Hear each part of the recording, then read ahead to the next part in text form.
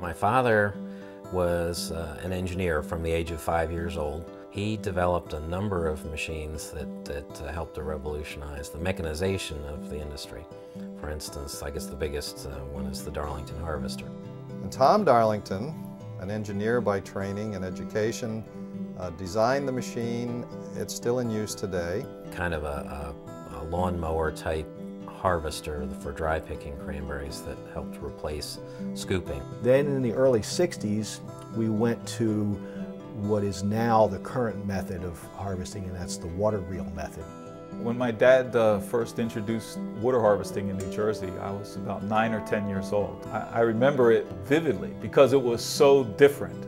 He flooded about 1.25 acres and tried it and realized immediately what a great thing it was. And he did another bog, and he had all the growers down to see that harvest. And they were so impressed. One grower, in fact, stopped harvesting, went home and built machines and started doing it immediately. The first time that we saw water harvesting was in 1961. And we had heard that Bill Haynes was doing some experimenting with water harvesting. So we went down there. My father and my uncle and I went home, started building a picking machine, worked all night, finished it by the next morning, and from then on we've never looked back. We've been water harvesting ever since.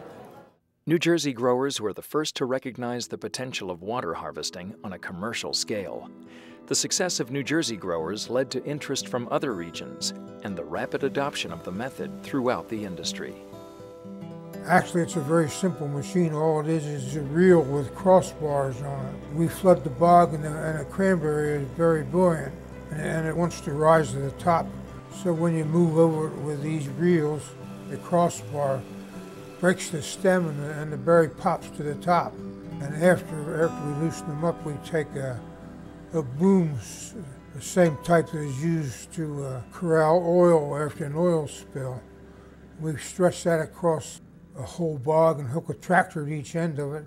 And then they drive toward each other till we have them all in one big circle. And it's a very easy procedure. When I walked in his bogs after they had water picked, the first time I was in a bog after it was water picked and it was dry, and there wasn't many left on the ground. Bill gathered them all.